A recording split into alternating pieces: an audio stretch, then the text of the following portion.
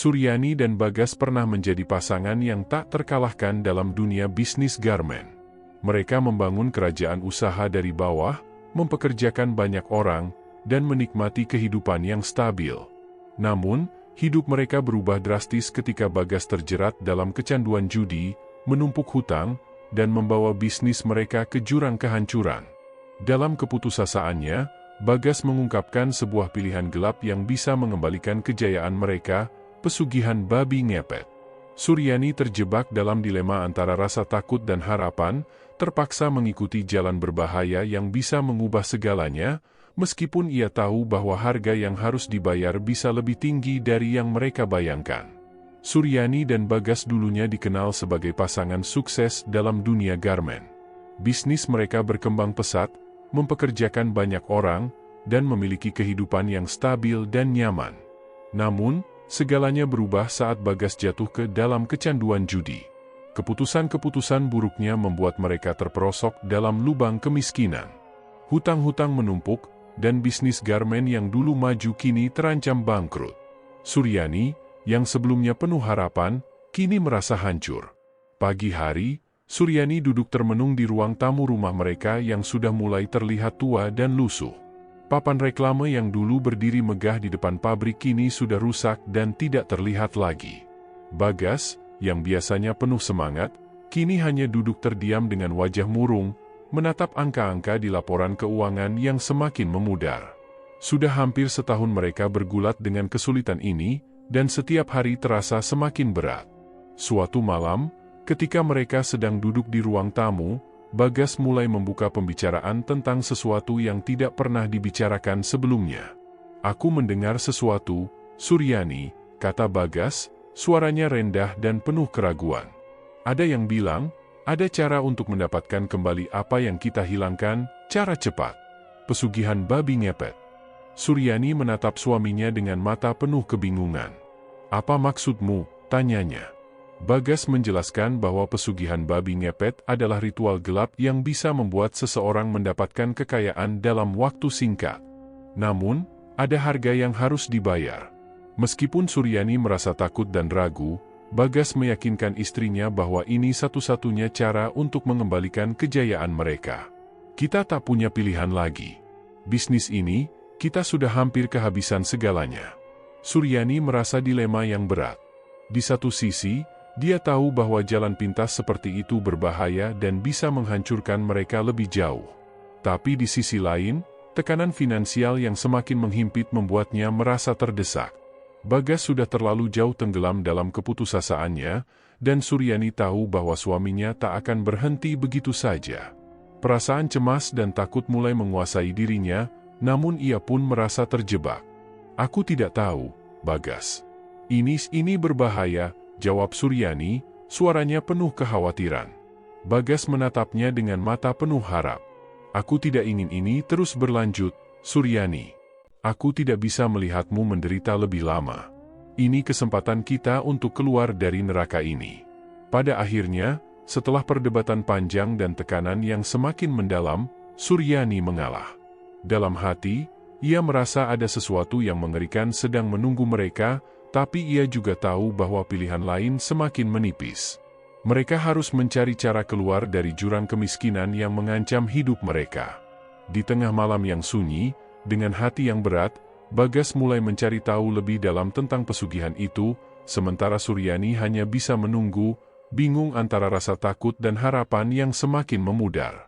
Keputusan yang mereka ambil pada malam itu, meskipun tak terucapkan secara jelas, akan mengubah hidup mereka selamanya. Hari-hari setelah percakapan malam itu, Suryani merasa gelisah. Keputusan yang mereka ambil terus menghantuinya. Bagas semakin terobsesi dengan ide pesugihan, bahkan sampai tidur dengan wajah cemas, seakan tidak ada pilihan lain selain melangkah ke jalur yang gelap. Suryani merasa ada yang tidak beres, tetapi ia tidak tahu bagaimana cara membatalkan semua ini. Rasa takut mulai menguasainya, namun dia juga bisa merasakan keputusasaan Bagas yang semakin mendalam. Pada pagi hari, Bagas membawa kabar baru. "Aku sudah menemukan orang yang bisa membantu kita," katanya dengan antusias. Dia seorang dukun yang terkenal bisa memberi jalan keluar lewat pesugihan. Kita hanya perlu melakukan apa yang dia katakan. Suryani merasa ada sesuatu yang ganjil dengan kabar ini, namun di balik semua keraguan itu, ia tahu bahwa suaminya sudah terlalu jauh. Kelelahan mental dan fisik membuatnya merasa terjebak. Akhirnya, mereka pun sepakat untuk menemui dukun yang dimaksud oleh Bagas. 2 hari kemudian, mereka menuju ke sebuah rumah kecil yang terletak di pinggiran desa. Rumah itu tampak seperti rumah biasa, namun ada aura misterius yang menyelimuti tempat tersebut. Bagas yang memimpin jalan, sementara Suryani mengikutinya dengan langkah berat, sesekali melihat ke sekitar, merasa ada yang aneh dengan suasana sekitarnya. Rumah itu berada di ujung desa, jauh dari keramaian, dan Suryani tidak pernah melihatnya sebelumnya. Ketika mereka memasuki rumah itu, seorang lelaki tua dengan rambut putih dan mata tajam menyambut mereka. Dukun itu memperkenalkan dirinya sebagai Ki Suro, seorang dukun yang memiliki banyak pengetahuan tentang dunia gaib. Suryani merasa tidak nyaman dengan tatapan Ki Suro yang seperti bisa menembus pikirannya. Lelaki itu mempersilakan mereka duduk, dan mereka mulai berbicara tentang apa yang mereka inginkan. "Jadi, kalian ingin memperbaiki keadaan kalian?" tanya Ki Suro dengan suara berat dan penuh teka-teki. Bagas segera menjelaskan keadaan mereka, bisnis yang bangkrut, hutang yang menumpuk, dan kesulitan finansial yang tidak bisa mereka atasi. "Kami tidak punya pilihan lain," katanya dengan penuh harap. "Kami siap melakukan apa saja agar bisa bangkit kembali." Ki Suro mendengarkan dengan saksama, lalu mengangguk pelan. "Pesugihan babi ngepet memang bisa memberi kekayaan yang cepat. Tapi ingat, setiap keinginan ada harga yang harus dibayar," katanya dengan suara serak, seolah sudah memperingatkan mereka sejak awal. "Harta itu tidak datang dengan cuma-cuma. Ada konsekuensinya." Suryani menatap Ki Suro dengan cemas, merasakan hawa yang semakin mencekam di ruangan itu. "Apa maksudnya harga yang harus dibayar, Ki?" tanyanya dengan suara bergetar. Dukun itu terdiam sejenak, lalu berkata, "Harta yang kalian inginkan datang dengan cara yang tidak bisa dipahami oleh banyak orang. Kalian akan mendapatkan kekayaan, tetapi jiwa kalian akan terikat dengan sesuatu yang tidak terlihat, dan tidak akan ada jalan untuk keluar dari perjanjian ini. Setiap orang yang melakukan pesugihan ini harus menanggung akibatnya." Suryani merasa dadanya sesak. Kata-kata Ki Suro seperti pisau yang tajam menusuk perasaannya. Namun, di sisi lain, ia bisa merasakan desakan kuat dalam dirinya. Keinginan untuk keluar dari kesulitan ini semakin menguat, bahkan jika itu berarti harus menghadapi konsekuensi yang mengerikan di kemudian hari. Bagas, yang sejak awal sudah sangat yakin, tidak ragu lagi. "Kami siap, Ki. Kami akan melakukan apapun," katanya penuh tekad. Ki Suro memandang mereka dengan mata yang tajam dan mengangguk pelan. "Baiklah," ujarnya. "Jika kalian sudah siap, kita akan mulai dengan persiapan ritual. Kalian harus mengikuti semua petunjukku dengan tepat. Tidak boleh ada yang terlewat.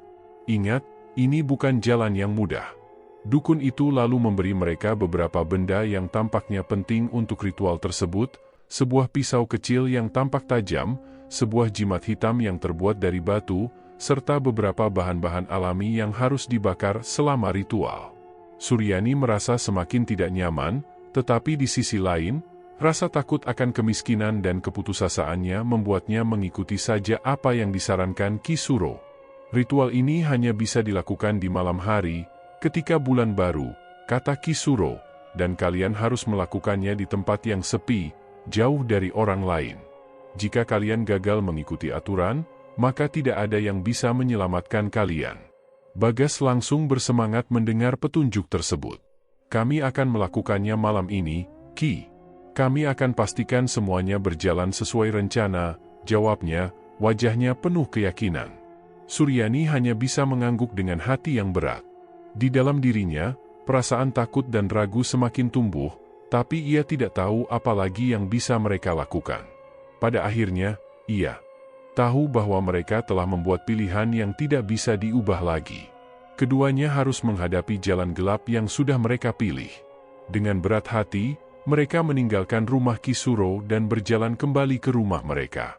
Malam itu, langit terlihat lebih gelap dari biasanya, dan Suryani merasa seperti ada sesuatu yang sedang menunggu mereka di kegelapan.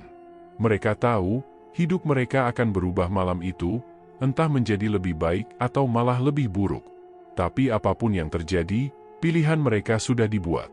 Malam itu datang dengan cepat, dan Suryani merasa jantungnya berdebar kencang. Langit gelap tanpa bulan, hanya diiringi cahaya dari bintang-bintang yang tersembunyi di balik awan.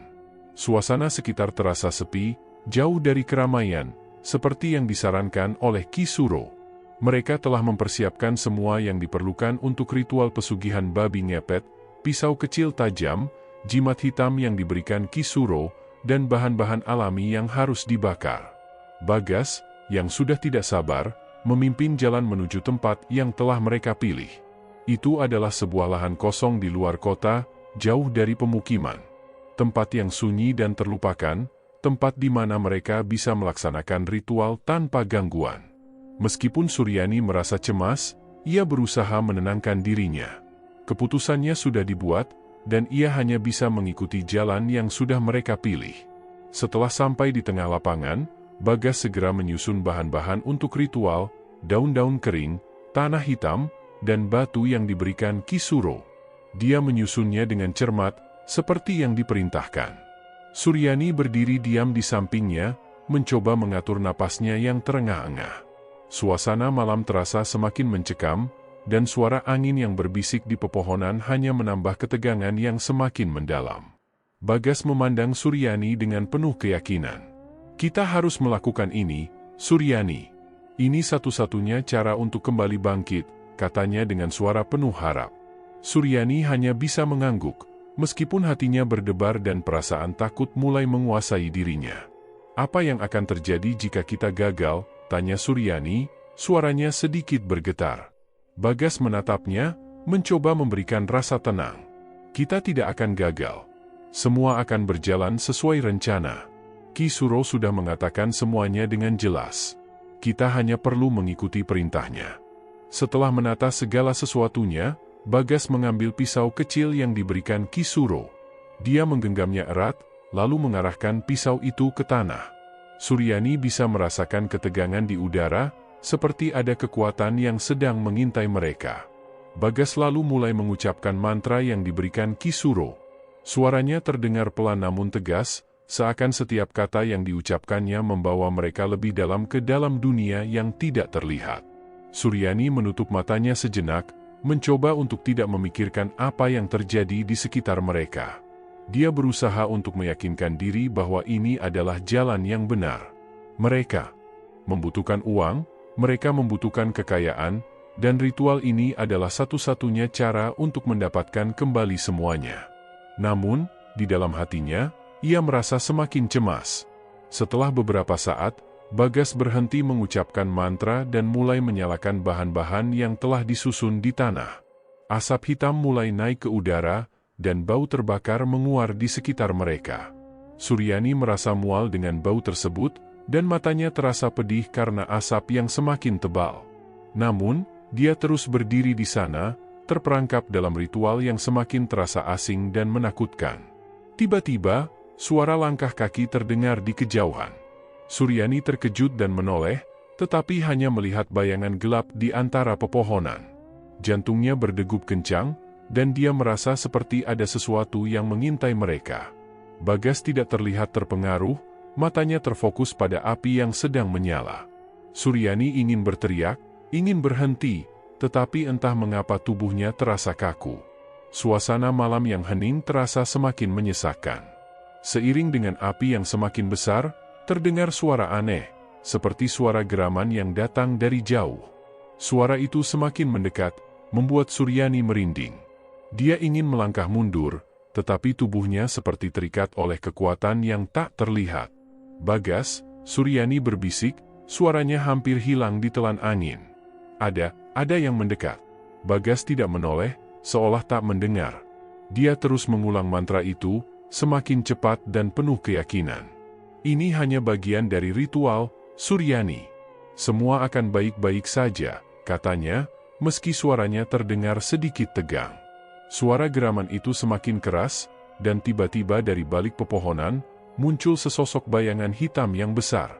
Babi itu, sebesar tubuh manusia, muncul dengan mata merah menyala. Bulu-bulunya terlihat kasar, dan mulutnya terbuka lebar, menunjukkan taring yang tajam. Babi itu melangkah perlahan ke arah mereka, mengeluarkan suara mengerikan yang membuat Suryani hampir tidak bisa bergerak. Ketakutan merayap perlahan ke seluruh tubuh Suryani. "Bagas, itu babi ngepet," teriaknya, suaranya hampir pecah. Bagas akhirnya menoleh, dan matanya terbuka lebar melihat makhluk itu mendekat. Dia terdiam beberapa detik, seakan tidak percaya dengan apa yang dilihatnya. Itu tidak mungkin," gumamnya. Namun, babi itu tidak berhenti. Ia melangkah semakin dekat, matanya menatap tajam ke arah mereka. Bagas, yang mulai merasa terancam, terpaksa mundur beberapa langkah, tapi babi itu tetap mendekat. Suryani merasa kakinya mulai gemetar, dan tubuhnya terasa lemas. Apa yang mereka lakukan? Apa yang sebenarnya terjadi? Dengan cepat, Bagas mengambil jimat hitam yang diberikan Ki Suro dan menggenggamnya erat, seolah itu bisa melindungi mereka dari bahaya yang mendekat. Namun, babi itu tidak berhenti. Ia tiba-tiba melompat ke udara dan melesat ke arah mereka, membuat Suryani berteriak ketakutan. Tiba-tiba, sebelum babi itu sempat menyerang, makhluk itu berhenti di depan mereka. Wajahnya tampak garang, tetapi tidak bergerak. Asap hitam yang keluar dari api mulai membubung tinggi, dan suasana menjadi sangat mencekam. Suryani merasa tercekik oleh ketakutan yang semakin membesar. Di dalam hatinya, ia mulai merasakan penyesalan yang mendalam, tapi semuanya sudah terlambat.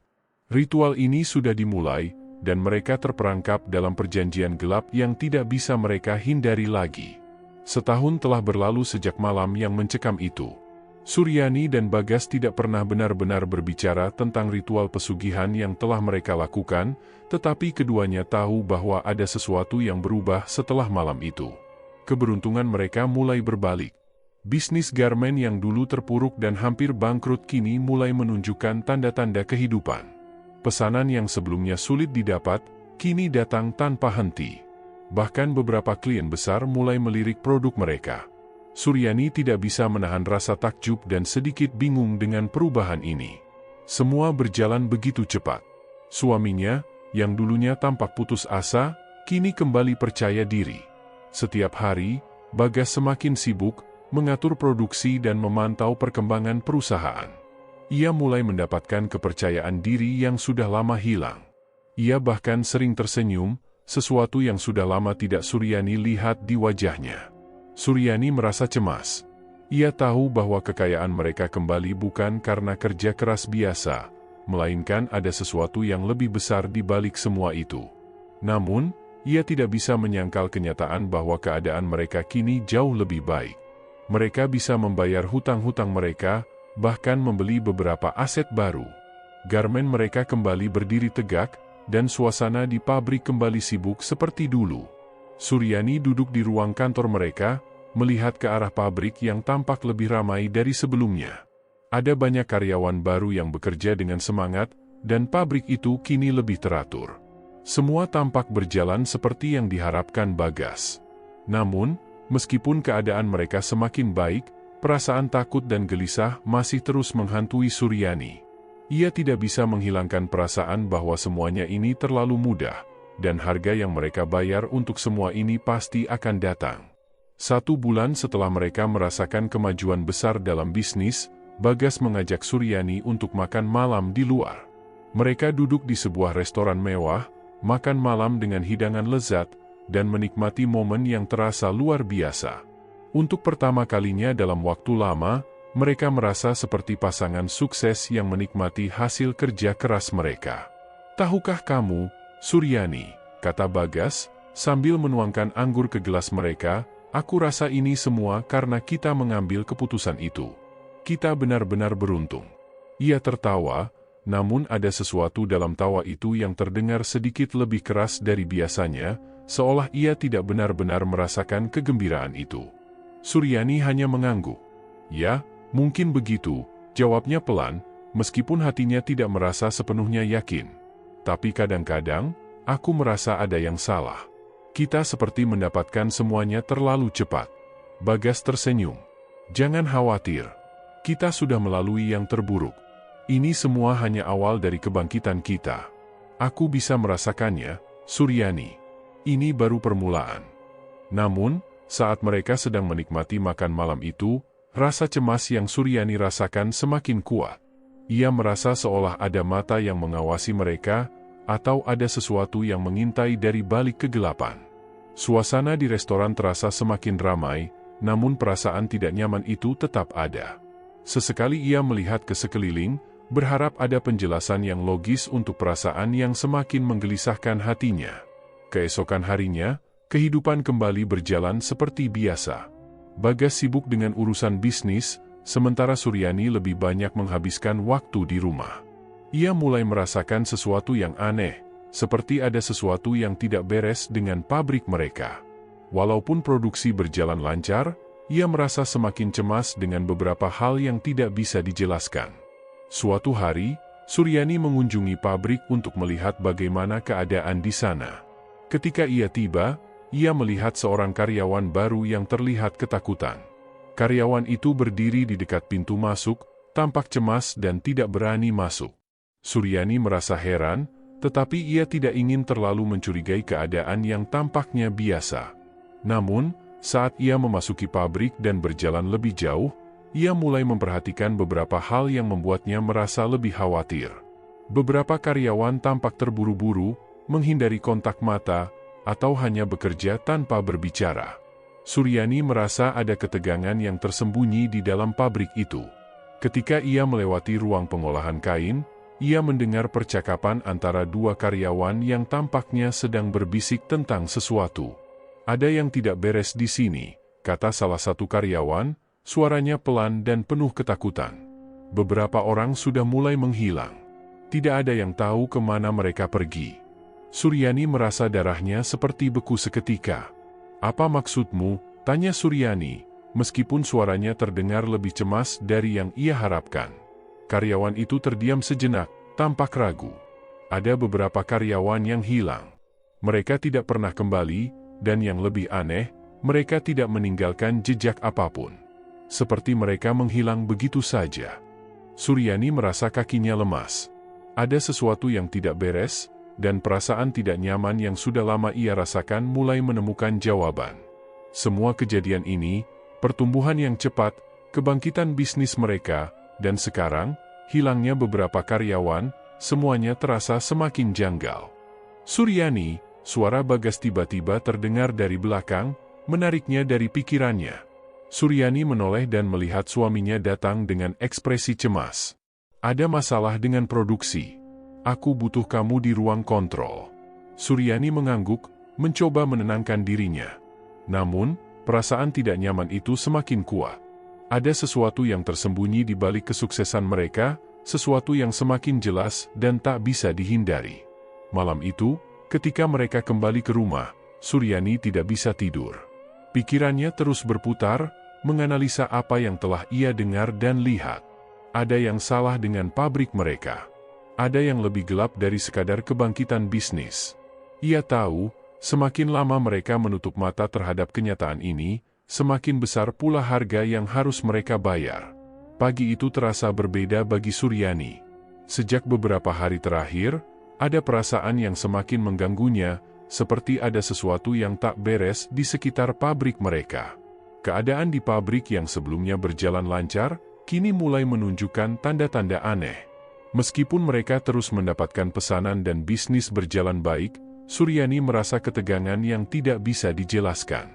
Pagi itu, saat Suryani masuk ke ruang kantornya, ia melihat beberapa karyawan berjalan tergesa-gesa, tampak terburu-buru menyelesaikan tugas mereka tanpa berbicara satu sama lain.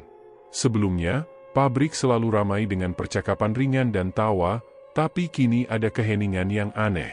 Suryani merasa seperti ada yang mengawasi mereka, meskipun tidak ada yang bisa ia lihat. Salah satu karyawan, Nina, datang mendekat, wajahnya terlihat pucat. "Bu Suryani," Nina memanggil dengan suara lembut, mencoba menghindari tatapan langsung.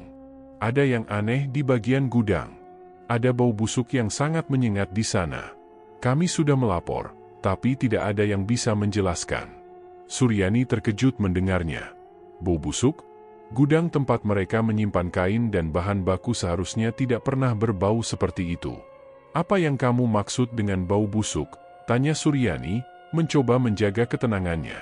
Nina terlihat ragu, sepertinya enggan membicarakan lebih lanjut.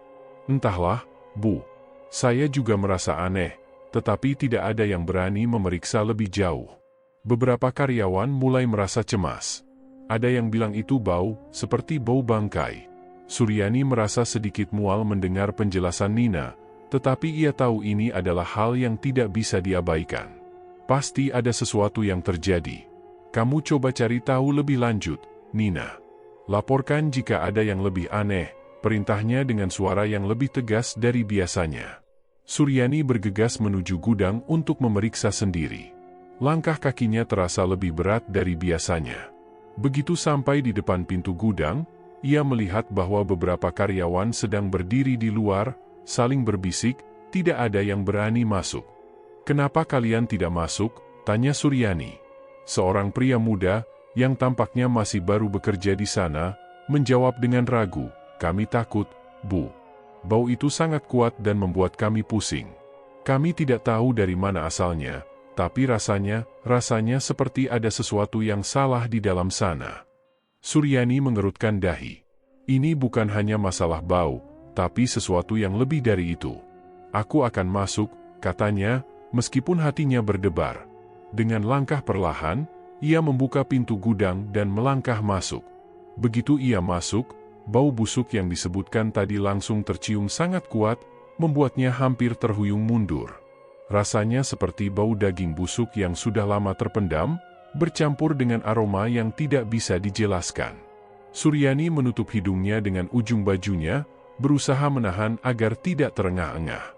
Namun, yang membuatnya lebih terkejut adalah pemandangan di dalam gudang.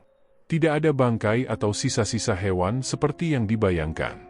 Namun, di pojok gudang, ada sebuah tumpukan kain-kain lusuh yang sangat mencurigakan.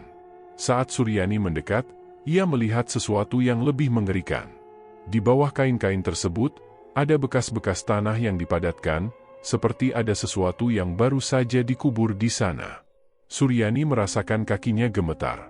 Ia mulai mencurigai sesuatu yang lebih besar dan lebih mengerikan terjadi di pabrik ini.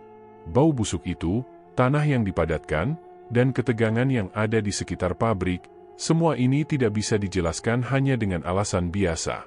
Ada yang lebih gelap yang sedang berlangsung, dan ia mulai merasa bahwa itu berhubungan dengan apa yang terjadi pada mereka setelah ritual pesugihan itu.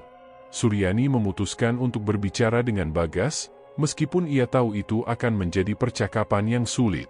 Ia kembali ke ruang kantornya, mencoba menghubungi suaminya yang sedang sibuk dengan urusan pabrik. Setelah beberapa kali mencoba, akhirnya Bagas menjawab teleponnya. "Bagas, ada sesuatu yang tidak beres di pabrik," ujar Suryani dengan suara serius. "Kau harus datang ke sini, aku butuh penjelasan."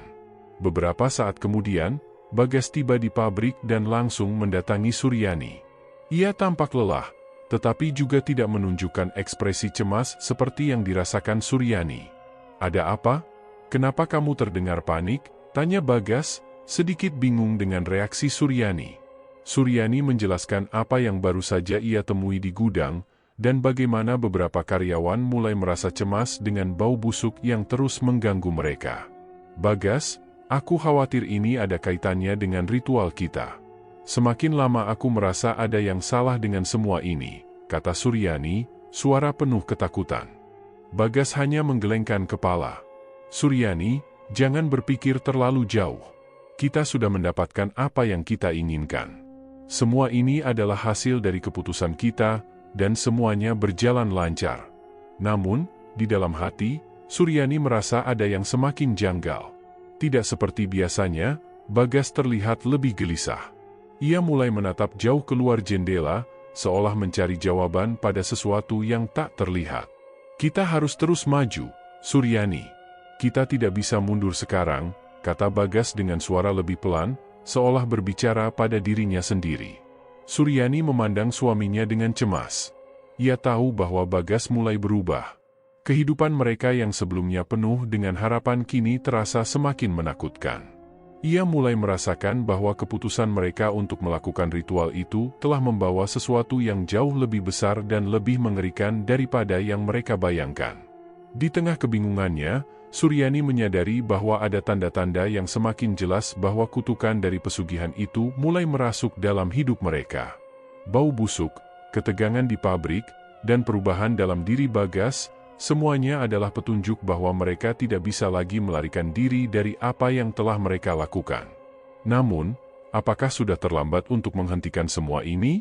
Keadaan di pabrik semakin mencekam, dan Suryani tahu bahwa mereka harus segera mencari cara untuk menghentikan teror ini sebelum semuanya terlambat.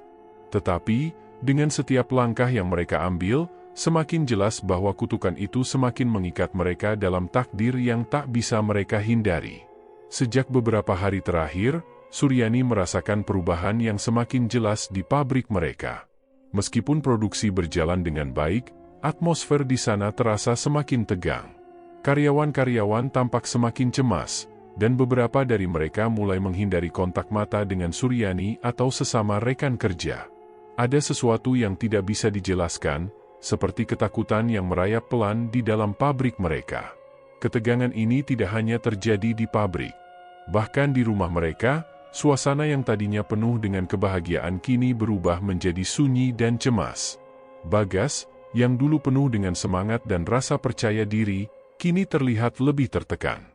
Ia lebih banyak diam, seringkali menatap kosong keluar jendela, seperti sedang memikirkan sesuatu yang dalam. Suryani merasa ada jarak yang semakin lebar di antara mereka, dan semakin lama, rasa takutnya semakin membesar. Suatu malam, setelah makan malam yang sunyi, Suryani memutuskan untuk pergi tidur lebih awal. Ia merasa lelah, baik secara fisik maupun mental. Namun, sebelum ia sempat tidur, ia mendengar suara-suara aneh dari luar rumah, seperti suara langkah kaki yang cepat dan berat. Ia merasa sedikit takut, namun mencoba mengabaikannya. Bisa jadi itu hanya suara binatang malam atau mungkin hanya halusinasi semata.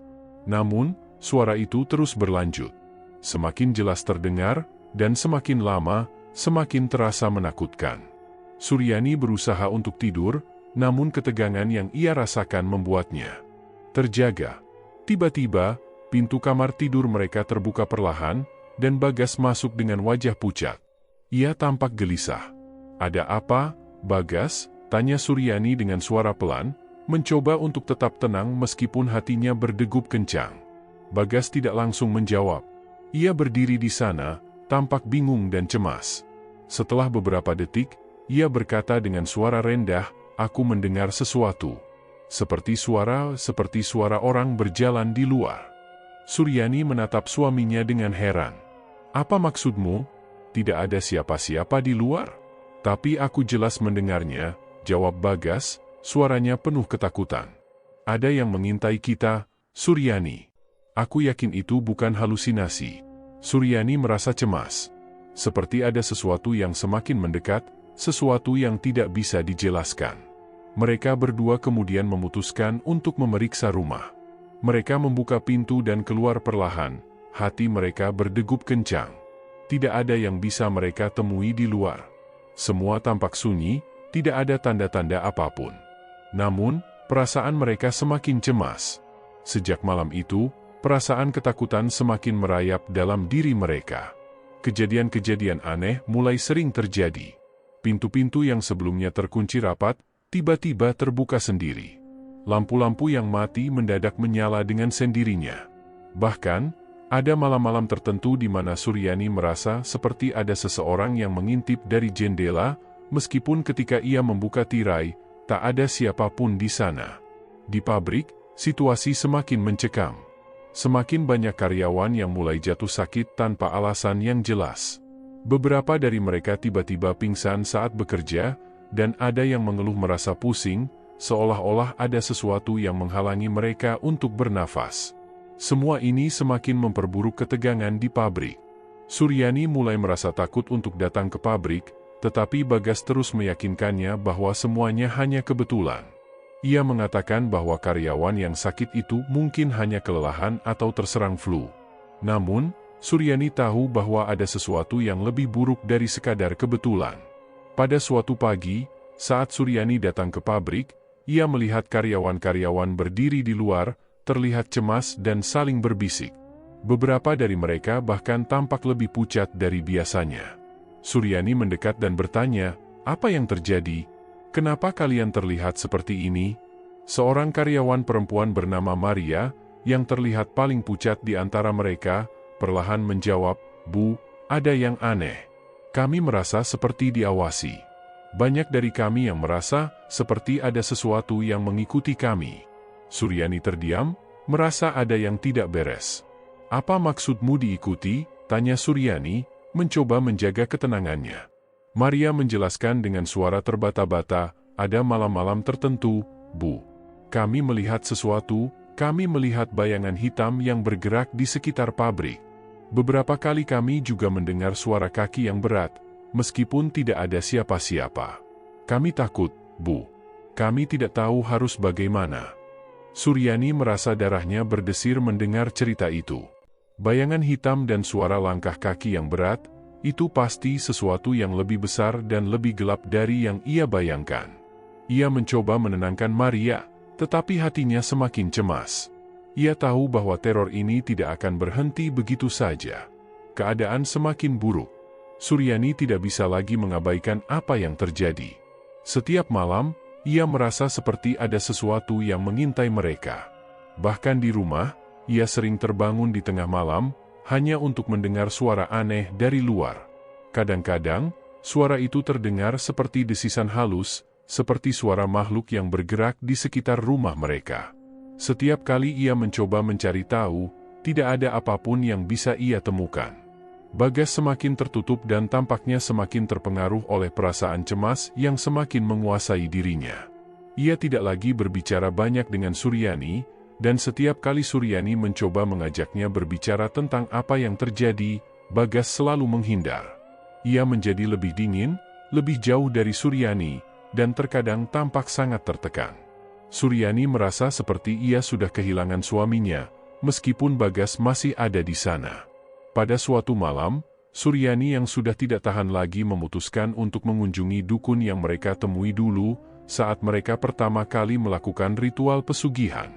Ia merasa hanya dukun itu yang bisa memberikan jawaban tentang semua teror yang mereka hadapi. Bagas tentu saja menolaknya, bahkan marah saat mendengar niat Suryani. Namun, Suryani tetap memutuskan pergi sendirian. Di malam yang gelap, ia akhirnya tiba di rumah dukun. Dukun itu membuka pintu dengan wajah serius dan berkata, "Kamu datang terlambat. Semua sudah dimulai." Suryani merasa bulu kuduknya meremang. "Apa maksudmu?" tanyanya dengan suara gemetar. Dukun itu hanya menggelengkan kepala. "Kalian sudah membayar harga yang sangat mahal. Tak ada yang bisa menghentikan apa yang sudah dimulai." Suryani terdiam. Semua yang terjadi, bau busuk, bayangan hitam, suara aneh, semuanya akhirnya membuatnya sadar bahwa mereka tidak bisa lari lagi. Teror yang mereka rasakan bukan hanya karena pesugihan, tapi juga karena harga yang harus mereka bayar. Dan harga itu, sepertinya, belum sepenuhnya dibayar. Suryani tahu bahwa hidup mereka akan semakin sulit, dan semakin banyak nyawa yang terancam. Teror ini baru saja dimulai.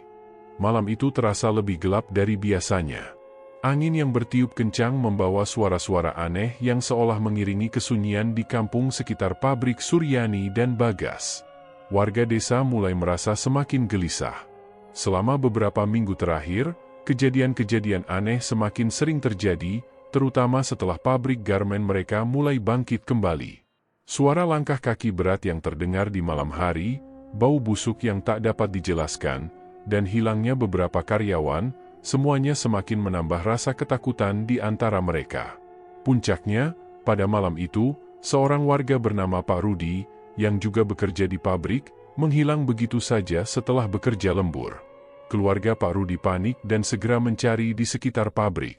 Namun, mereka hanya menemukan jejak kaki yang aneh di tanah, seperti jejak kaki babi yang sangat besar, tetapi tanpa ada babi di sekitar mereka. Ini membuat warga semakin yakin bahwa ada sesuatu yang jahat tengah terjadi di sekitar mereka. Keadaan ini memicu kekhawatiran di kalangan warga. Mereka mulai berbisik-bisik bahwa ada sesuatu yang tidak biasa dengan pabrik milik Suryani dan Bagas. Sebagian dari mereka mulai percaya bahwa babi yang terlihat beberapa malam terakhir mungkin bukan sekadar binatang liar, melainkan sesuatu yang lebih gelap dan berbahaya, sebuah jelmaan dari pesugihan yang mereka lakukan. Malam itu, beberapa orang yang sudah sangat terpengaruh oleh rasa takut, memutuskan untuk melakukan ronda malam.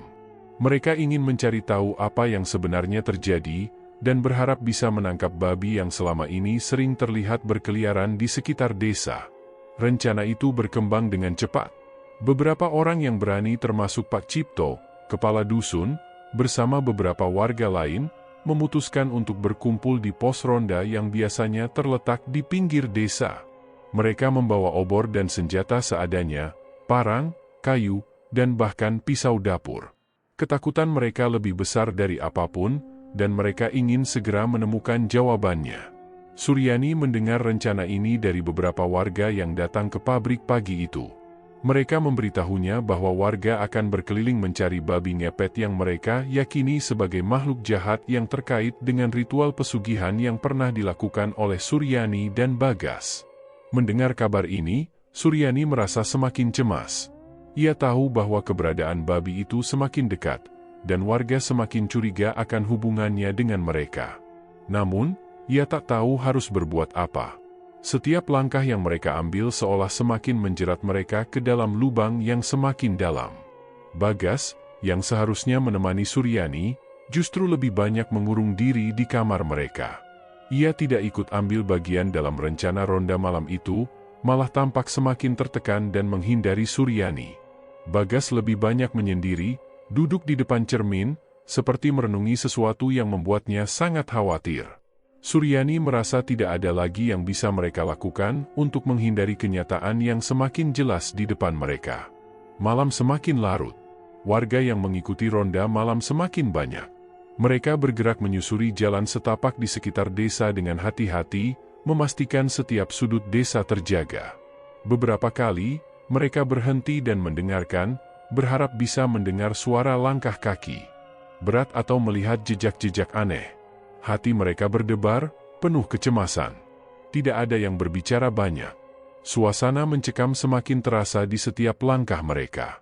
Di tengah perjalanan, Pak Cipto memimpin kelompok itu menuju area sekitar pabrik.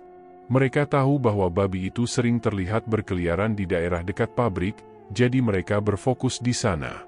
Suryani yang merasa cemas memutuskan untuk mengintip dari jendela rumahnya, meskipun ia tahu itu berbahaya. Ia tidak ingin terlibat langsung, tetapi rasa takut membuatnya harus memantau situasi dari jauh. Tak lama setelah warga berkumpul di sekitar pabrik, mereka melihat sesuatu yang bergerak di antara bayangan gelap. Beberapa orang melihat dengan seksama dan menilai bahwa itu adalah sosok babi besar yang bergerak cepat. Babi itu seolah-olah berlari melintasi halaman belakang pabrik menuju ke arah hutan. Warga terkejut dan langsung mengejarnya. Ketegangan semakin memuncak saat mereka berlari mengejar babi itu. Mereka semakin dekat, namun babi itu bergerak dengan sangat gesit dan menghilang begitu saja di balik pepohonan. Saat warga sampai di tempat yang diakini sebagai lokasi terakhir babi itu terlihat, mereka hanya menemukan jejak kaki besar yang terinjak di tanah basah. Seperti jejak babi besar yang baru saja lewat. Namun, babi itu sudah menghilang. Panik mulai melanda. Beberapa warga mulai berbicara dengan suara pelan namun tegas. Mereka yakin bahwa babi itu bukanlah hewan biasa. Mereka percaya bahwa itu adalah makhluk yang datang dari dunia lain, yang terhubung dengan pesugihan dan perjanjian gelap yang pernah dibuat oleh Suryani dan Bagas. Kita harus berhati-hati, ini bukan hal biasa, kata Pak Cipto dengan tegas, matanya penuh dengan ketakutan. Sementara itu, Suryani yang menyaksikan dari jendela rumahnya merasa seperti semuanya sudah terlambat. Semua yang terjadi seolah-olah sudah berada di luar kendali mereka. Bagas yang masih mengurung diri di kamar terlihat semakin gelisah. Ia mulai mendengar suara-suara dari luar yang semakin mendekat. Suara langkah kaki yang berat, suara desisan halus, dan kadang-kadang, suara yang mirip dengan teriakan yang jauh. Ronda malam terus berlanjut, tetapi tidak ada satupun warga yang merasa puas. Mereka tidak berhasil menangkap babi itu, meskipun mereka semakin yakin bahwa makhluk itu adalah jelmaan dari pesugihan yang dilakukan oleh Suryani dan Bagas. Kepercayaan itu semakin kuat, dan ketakutan yang dirasakan warga semakin nyata. Suryani tahu bahwa ia dan Bagas semakin terpojok. Tidak ada yang bisa mereka lakukan untuk menghindari kenyataan ini. Pada akhirnya, ronda malam itu berakhir dengan kekecewaan. Warga kembali ke rumah masing-masing dengan hati yang semakin penuh rasa takut. Mereka merasa bahwa ada sesuatu yang lebih besar dan lebih jahat yang sedang mengintai mereka. Dan Suryani tahu bahwa semakin lama mereka berada dalam kondisi ini, semakin banyak nyawa yang akan terancam. Teror yang mereka ciptakan mulai merembet ke seluruh desa, dan tak ada lagi tempat yang aman. Namun, satu hal yang semakin jelas adalah, mereka tidak akan bisa melarikan diri dari apa yang sudah mereka lakukan. Apapun yang terjadi, hidup mereka sudah terikat dengan kutukan yang tak bisa dipatahkan. Malam itu terasa tegang. Langit yang gelap tanpa bintang dan angin yang berhembus kencang menambah kesan mencekam yang mulai meliputi desa. Seluruh warga berkumpul di alun-alun kampung, tempat yang biasa mereka gunakan untuk berkumpul. Pak Cipto, kepala dusun, berdiri di depan mereka dan memimpin pertemuan yang penuh ketegangan. Beberapa minggu terakhir, kejadian-kejadian aneh semakin menjadi-jadi. Tidak hanya babi yang kerap terlihat berkeliaran di sekitar pabrik Suryani dan Bagas, tapi juga hilangnya karyawan secara misterius dan serangkaian kejadian tak terjelaskan. Warga yang sudah tidak tahan dengan semua ini memutuskan untuk bertindak. Mereka sepakat untuk menangkap babi itu malam ini. Mereka yakin, babi itu bukan hanya hewan biasa, melainkan makhluk yang ada kaitannya dengan pesugihan yang dilakukan oleh pasangan suami istri tersebut. Suryani yang mendengar rencana ini merasa semakin gelisah. Setiap malam, ia merasa seperti hidupnya berada di ujung tanduk. Apa yang terjadi di luar kendali mereka, dan kini warga semakin yakin bahwa babi itu adalah makhluk yang harus dihentikan. Hatinya berdebar cemas. Ia tidak tahu apakah warga akan benar-benar menemukan apa yang mereka cari, atau jika rahasia gelap mereka akan terbongkar dalam sekejap. Bagas, yang sejak beberapa waktu lalu semakin tertekan, tidak memberi reaksi apapun terhadap rencana warga. Ia lebih memilih untuk tetap mengurung diri di kamar, menghindari perbincangan atau apapun yang berhubungan dengan malam itu. Wajahnya tampak lebih kusut dari sebelumnya. Ia merasa terjebak dalam perjanjian yang telah mereka buat, dan semakin merasa bahwa tidak ada jalan keluar. Malam semakin larut, dan warga desa mulai bergerak menuju area sekitar pabrik Suryani dan Bagas. Mereka membawa obor, parang, dan berbagai peralatan yang mereka anggap bisa membantu dalam pencarian mereka. Tadi siang, mereka menemukan jejak kaki babi besar yang mengarah ke belakang pabrik, dan mereka yakin itu adalah jejak yang akan membawa mereka menuju makhluk yang selama ini mereka cari. Pak Cipto memimpin rombongan, dengan beberapa warga yang lebih berani berjalan di depan, sementara lainnya mengikuti di belakang. Mereka bergerak perlahan, hati mereka dipenuhi rasa takut yang semakin besar. Suasana di malam yang gelap ini terasa semakin mencekam. Di tengah ketegangan itu, tiba-tiba terdengar suara langkah kaki yang berat dan cepat dari kejauhan. Semua warga berhenti dan menatap satu sama lain, mencoba mencari tahu dari mana suara itu berasal. "Ada di mana itu?" bisik salah satu warga, suaranya bergetar. Pak Cipto menatap ke sekeliling, berusaha memastikan arah suara tersebut. "Diam! Jangan bergerak. Kita harus hati-hati," perintahnya dengan suara tegas. Ia tahu, apapun yang terjadi malam ini, mereka harus menemukan babi itu dan mengakhiri teror yang semakin meresahkan mereka semua. Mereka mengikuti suara itu, semakin dekat. Warga yang lebih muda terlihat gelisah, tetapi mereka tetap berusaha berjalan dengan tenang. Mereka mencapai halaman belakang pabrik. Di sana, beberapa orang melihat bayangan gelap yang bergerak cepat di balik pohon-pohon besar. Mereka bergegas ke arah itu, berusaha tidak melewatkan kesempatan untuk menangkap makhluk yang mereka yakini sebagai babi ngepet.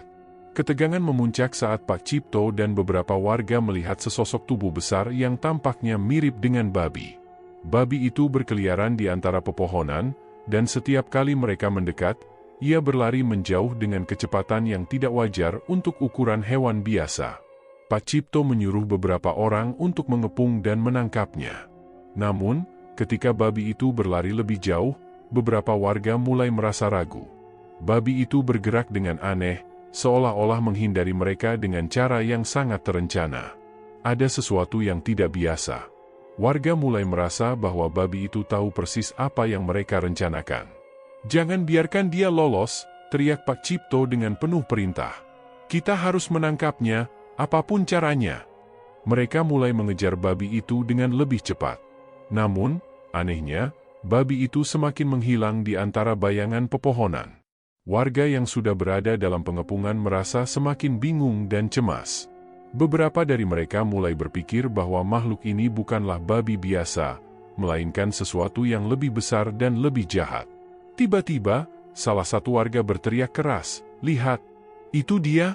Suaranya penuh ketakutan. Semua warga menoleh, dan dalam kegelapan yang semakin pekat, mereka melihat tubuh babi itu tergeletak di tanah. Mereka merangkak mendekat, penuh rasa takut. Namun, saat mereka mendekat lebih jauh, teriakan mereka berubah menjadi keheranan yang mengerikan. Babi yang tergeletak itu mulai bergetar.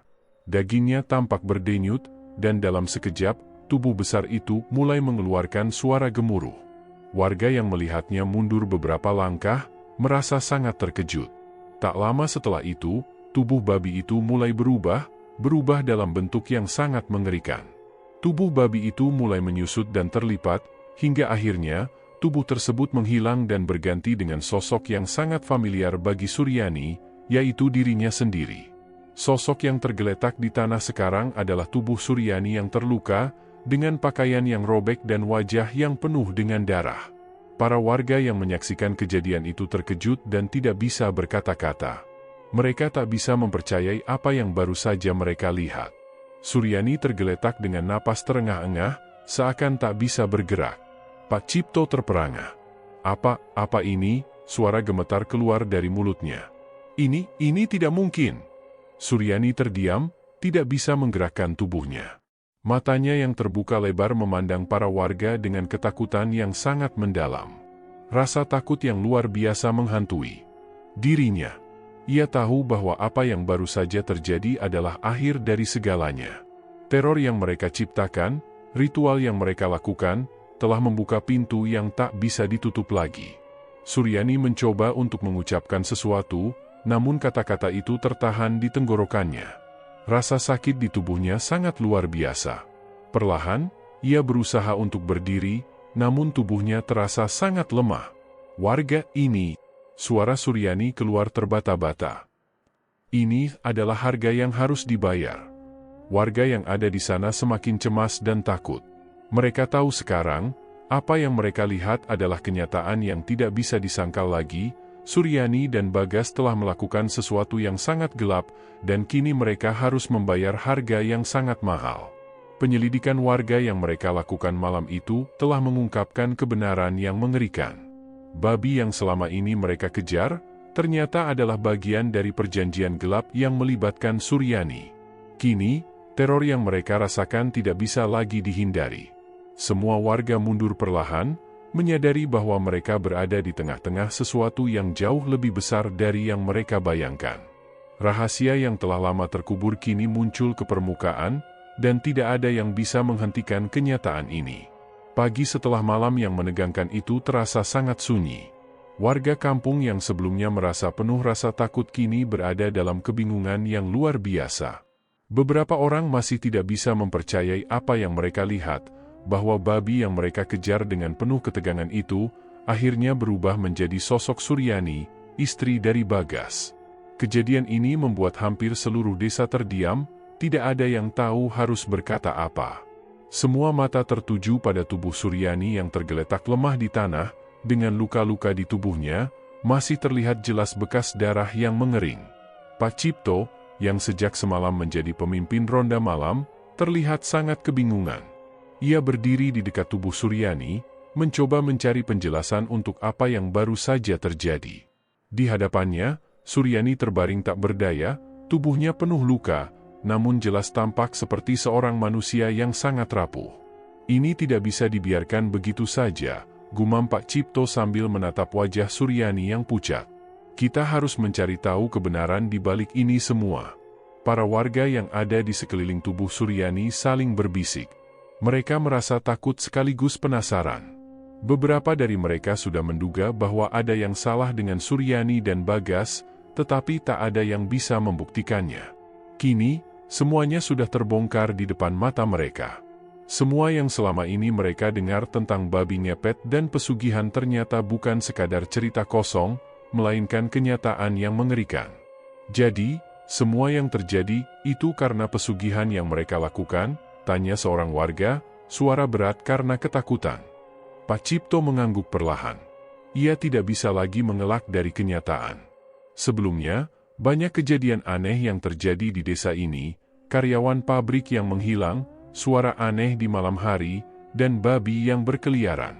Semua itu tidak mungkin terjadi begitu saja tanpa ada alasan yang jelas. Kini, dengan penemuan tubuh Suryani yang berubah menjadi babi, semuanya mulai terungkap. Di sisi lain, Suryani hanya bisa terbaring lemah. Matanya yang menatap kosong ke arah Pak Cipto dan para warga menunjukkan ketakutan yang sangat dalam. Ia tahu bahwa rahasia besar yang selama ini disembunyikan akhirnya terungkap. Kebenaran tentang apa yang telah mereka lakukan, tentang bagaimana mereka mencoba mendapatkan kembali kekayaan dengan cara yang sangat gelap, kini sudah diketahui oleh semua orang. Rasa takut dan penyesalan yang sangat mendalam menguasai dirinya. Ini adalah harga yang harus dibayar, Pak Cipto. Suara Suryani keluar dengan pelan, nyaris tak terdengar. Kami telah melakukan kesalahan besar. Warga yang mendengarnya terdiam. Mereka mulai memahami bahwa apa yang terjadi di kampung mereka, apa yang membuat hidup mereka terancam, adalah akibat dari perbuatan Suryani dan Bagas. Namun, meskipun mereka sudah mengetahui kebenarannya, rasa takut masih menghantui mereka. Apakah mereka benar-benar aman sekarang? Apa yang akan terjadi dengan mereka setelah ini? Pak Cipto tidak bisa menyembunyikan perasaan marahnya. Kalian berdua, Suryani, Bagas, kenapa kalian harus melakukan ini? Kenapa kalian harus memilih jalan yang begitu gelap? Karena uang?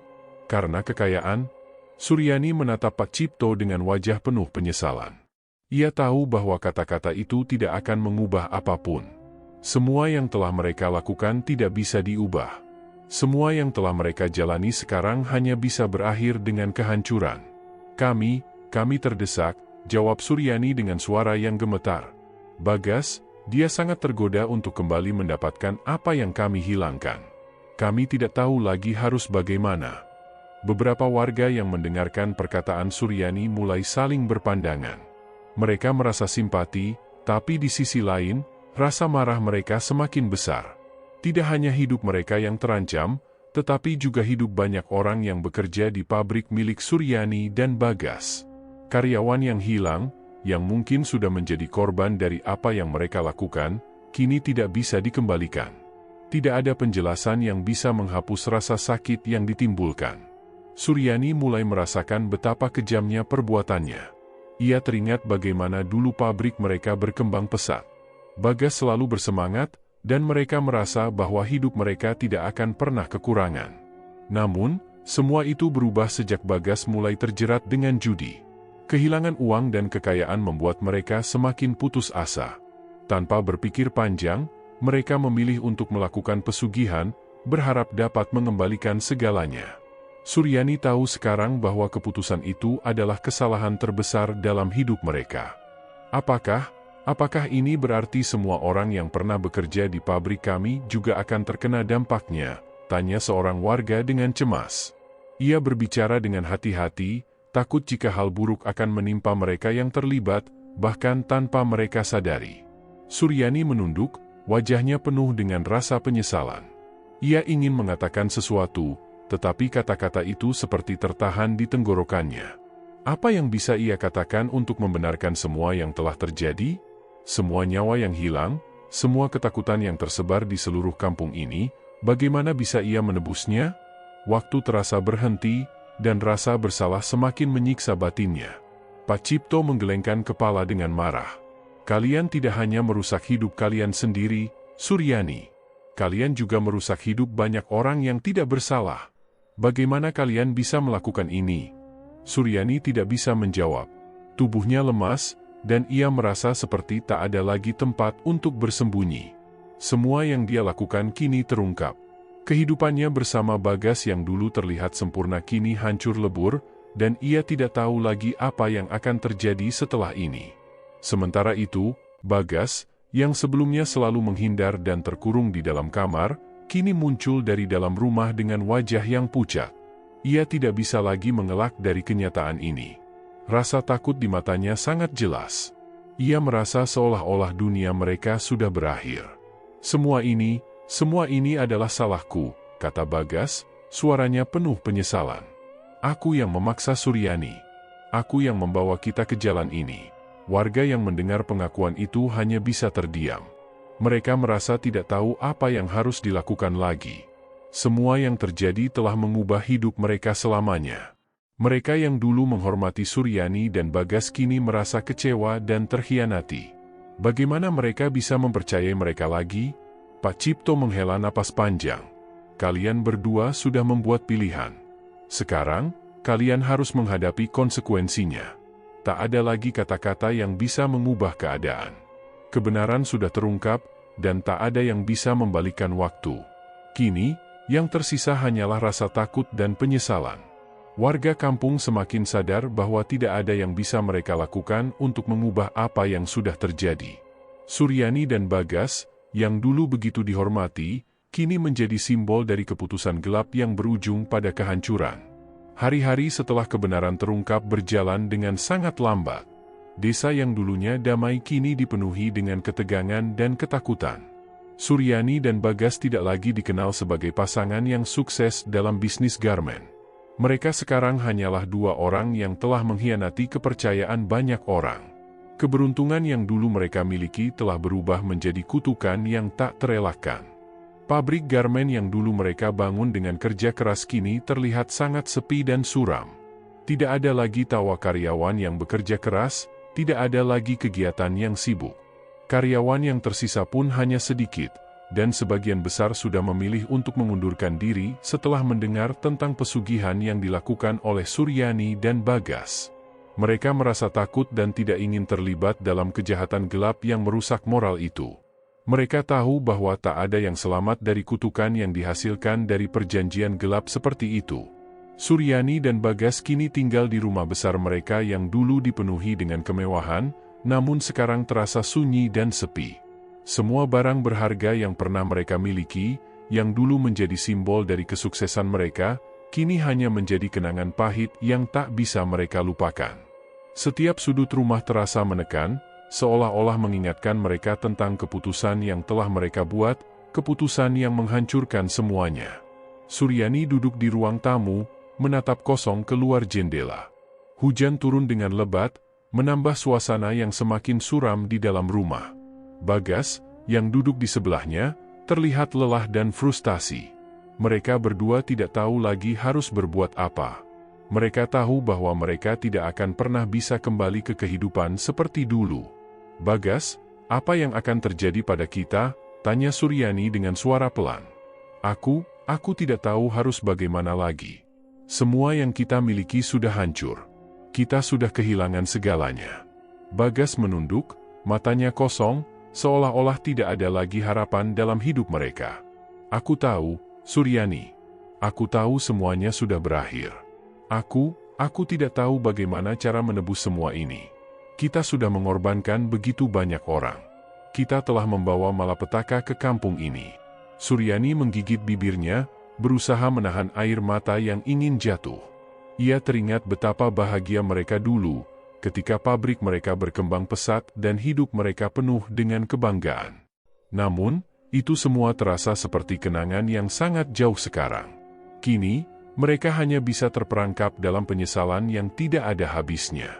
Namun, meski rasa bersalah dan penyesalan begitu mendalam, sesuatu yang lebih menakutkan mulai menghantui mereka. Sejak malam terungkapnya kebenaran, suasana di rumah mereka terasa semakin aneh. Suryani mulai merasakan hal-hal yang tak biasa, suara-suara aneh yang datang dari dalam rumah, benda-benda yang bergerak dengan sendirinya, dan bahkan bayangan yang seolah-olah mengikuti langkahnya. Semua itu terasa semakin nyata seiring berjalannya waktu. "Suryani, aku merasa ada sesuatu yang tidak beres," kata Bagas dengan suara yang penuh kecemasan. "Sejak malam itu, aku merasa seperti kita tidak sendirian lagi. Ada sesuatu yang mengawasi kita." Suryani menatap Bagas dengan mata yang penuh ketakutan. "Aku juga merasakannya, Bagas. Setiap kali aku sendirian di rumah ini, aku merasa ada yang mengintai kita, seperti ada sesuatu yang tidak terlihat, tapi sangat dekat." Keduanya terdiam sejenak, dan seketika, suara ketukan keras terdengar dari pintu depan. Suryani dan Bagas saling berpandangan, wajah mereka berubah pucat. Siapa yang datang ke rumah mereka malam itu? Warga? Polisi? Atau mungkin sesuatu yang lebih buruk lagi? Dengan gemetar, Bagas berdiri dan berjalan menuju pintu. Ia membuka pintu dengan hati-hati, dan di hadapannya, tidak ada seorang pun. Hanya kegelapan malam yang mencekam dan suara angin yang bertiup. Namun, ketika ia menoleh kembali ke dalam rumah, ia melihat sesuatu yang lebih mengerikan. Bayangan hitam yang samar bergerak di antara sudut-sudut ruangan. Sesuatu yang tidak bisa dijelaskan dengan kata-kata, sesuatu yang mengerikan dan jahat. Suryani yang berada di dalam rumah mulai merasa mual. "Bagas, aku tidak tahan lagi. Aku takut kita tidak akan bisa lari dari semua ini. Apa yang telah kita lakukan tidak akan dimaafkan." Bagas merasakan hal yang sama. Mereka berdua terperangkap dalam kesalahan mereka, dan sekarang mereka harus membayar harga yang sangat mahal. Mereka tahu bahwa tidak ada yang bisa menghindari kutukan yang telah mereka bawa ke dalam hidup mereka. Beberapa hari setelah kejadian aneh itu, mereka memutuskan untuk pergi menemui dukun yang pernah mengajarkan mereka ritual pesugihan babi ngepet. Mungkin, hanya dia yang bisa memberi mereka jawaban tentang apa yang sebenarnya terjadi. Mereka tidak bisa hidup dengan rasa takut yang terus menghantui mereka, dan mereka ingin tahu apa yang akan terjadi selanjutnya. Namun, ketika mereka sampai di rumah dukun tersebut, mereka menemukan bahwa rumah itu sudah kosong. Semua barang di dalam rumah telah hilang, dan tidak ada jejak yang menunjukkan bahwa dukun itu pernah ada. Sepertinya, dukun itu juga telah menghilang, seperti menghindar dari apa yang telah mereka lakukan. Suryani dan Bagas merasa semakin putus asa. Semua pintu sepertinya sudah tertutup rapat. Mereka tidak tahu lagi apa yang harus dilakukan. Keputusan yang mereka buat dulu kini telah membawa mereka ke titik tanpa jalan keluar. Mereka tidak bisa lari dari kenyataan bahwa mereka telah membuka pintu untuk kekuatan gelap yang lebih besar dari yang bisa mereka bayangkan. Di malam yang sangat sunyi itu, Suryani dan Bagas duduk berdua di ruang tamu, merasakan kesepian dan kehancuran yang semakin dalam. Mereka tahu bahwa hidup mereka sudah berakhir.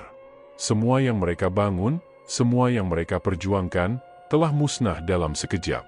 Mereka hanya bisa merenung, menatap ke depan tanpa ada harapan lagi. Tidak ada penebusan, tidak ada jalan keluar. Mereka telah membuat pilihan yang tak bisa diubah, dan kini mereka harus membayar harga yang sangat mahal. Seperti kutukan yang tidak bisa dibatalkan, kehancuran mereka adalah akibat dari langkah-langkah yang mereka pilih di masa lalu. Dan saat itu, di dalam kegelapan yang semakin pekat, mereka hanya bisa menunggu apa yang akan terjadi pada mereka selanjutnya. Semua yang pernah mereka bangun hancur, dan tak ada lagi yang bisa mengembalikannya.